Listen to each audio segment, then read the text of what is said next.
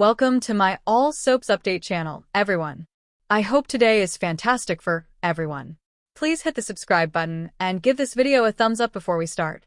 In 2025, Wednesday, October 8th, the bold and the beautiful today, Finn confronts Bill, Deke takes advantage of a situation, and Ridge and Taylor lead the riot act. Editors have picked all of the highlighted goods and services on their own. On orders placed through its retail connections, Soaps.com might get paid a commission, and the retailer might get some auditable data for their records. In his clinic, Finn is unable to hide his frown when Luna asks if he knows of a reputable OB/GYN. In prison, Finn knows one. How come you're not in jail right now? Bill Spencer. Luna smiles. I've returned to the Spencer estate. Preview of Bold and Beautiful. A dangerous rivalry is rekindled by Luna's dirty activities. Finn finds all of this unbelievable. Will wasn't thrilled about it, and Luna is compelled to acknowledge this. However, since she is carrying the Spencer air, everything is fine. She rubs her belly and grins maniacally, and Finn gawps. Bill is yelling on the phone at his house about getting a paternity test that Luna cannot influence. After he disconnects, Katie suggests that Bridget give it to him. Well, having a child with a psychopath is the source of their groans and cries. Bill accepts responsibility, but Katie is furious that Lee is solely to blame. Bill contends that he, not Lee, should bear the responsibility. Katie acknowledges that it is partially warranted. Bill sees an opening and informs her that he gets lost without her. I truly need you. After telling him that they need to concentrate on other matters, Katie heads upstairs to see how Luna is doing. After breaking into Lee's office, Taylor and Ridge question her about her possible thoughts. Lee sighs. She wished to keep her grandchild alive. With the right direction, she thought. Ridge interrupts to yell that Luna ought to be imprisoned and punished. She has made a grave error. Lee informs Ridge that he is correct. That girl is completely crazy.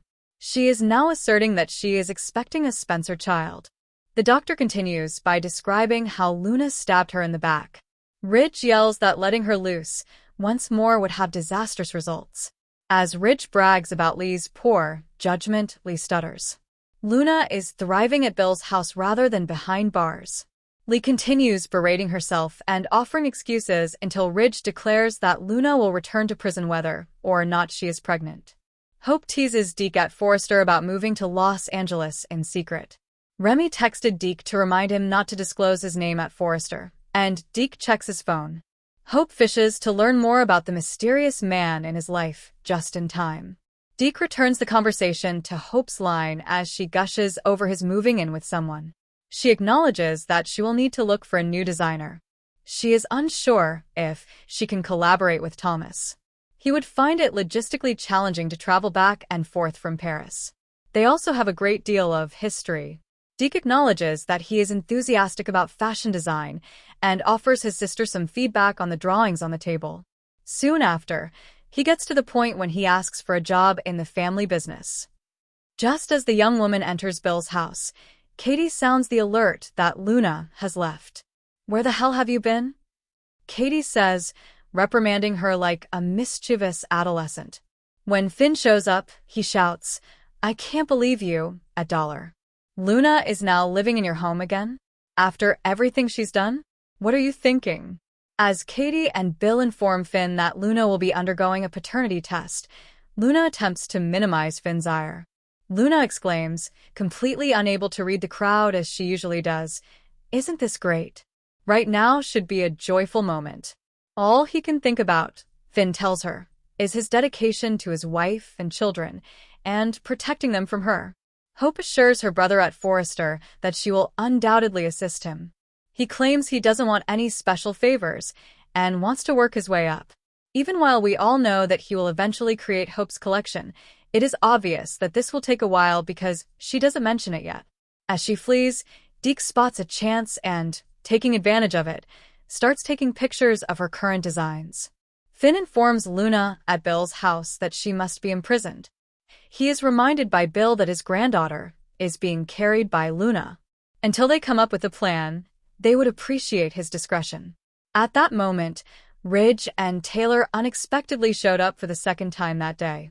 Ridge says that this madness ends today after they yell and rage about Luna's presence. When he says the words that many bold and beautiful viewers have been dying to hear, pregnant or not, you're going back to prison, Luna's smugness abandons her. Dr. John Finnegan's office at the hospital is partially blinded, yet the early morning light seeps through, highlighting the tense lines on his face. The typically calm surgeon sits rigidly at his desk, going over charts that he finds impossible to concentrate on.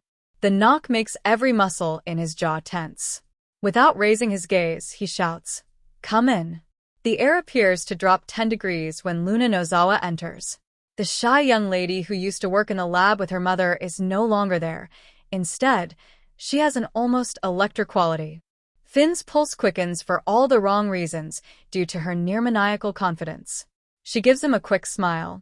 "I want to know if you could suggest a good OB/GYN." Finn becomes motionless.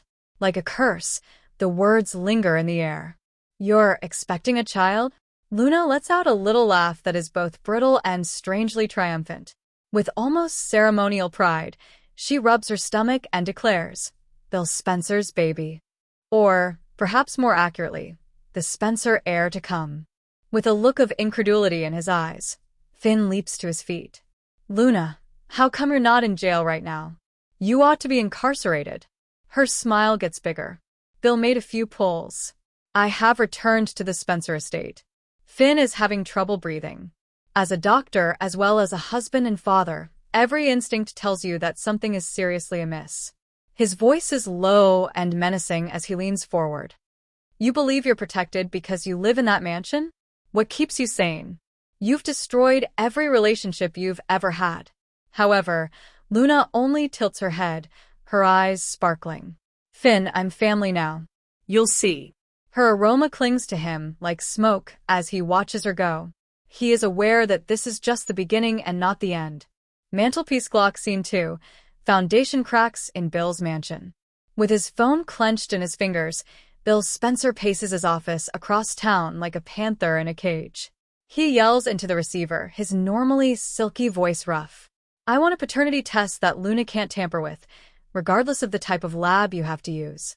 Just as Katie Logan walks in the doorway with her arms crossed and worry written all over her face, he slaps the phone down. Wyatt Lee's office. Rich Forrester comes into the door. "SH. Half teasing, Hope chuckles. "You? Bejan's taking pie. Fire wrong. What on earth have you been up react? You must be joking with me." Bill Caucio.